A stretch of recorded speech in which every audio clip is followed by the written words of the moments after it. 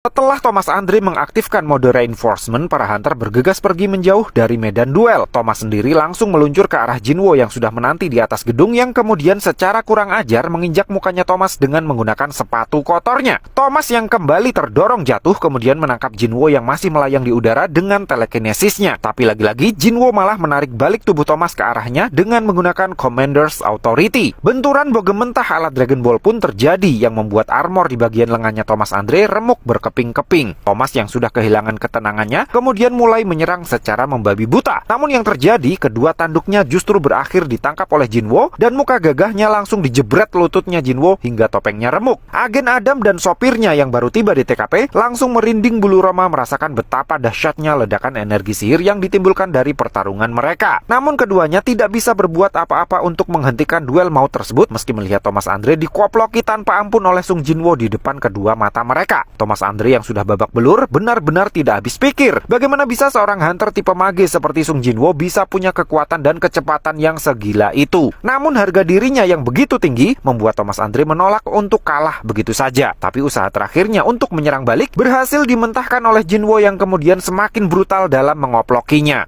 Agen Adam yang terlihat kasihan meminta Jinwo untuk berhenti. Namun Jinwo terus melanjutkan aksinya sampai kata-kata menyerah keluar sendiri dari mulutnya Thomas Andre. Agen Adam benar-benar nyaris tidak percaya ada orang yang bisa membuat seorang Thomas Andre sampai babak belur seperti itu. Lalu begitu Jinwo menghentikan koplokannya, Agen Adam langsung menyuruh seorang healer untuk segera menyembuhkan Thomas. Namun karena banyaknya tulang yang patah dan pendarahan yang begitu hebat, sang healer bilang dia tidak bisa menyembuhkannya sendirian. Katanya jika bukan seorang hunter level nasional sekelas Thomas, dia pasti sudah mati belasan kali dengan luka separah itu. Untungnya dalam insiden tersebut tidak ada korban jiwa dari sisi para hunter kecuali Huang Dongso.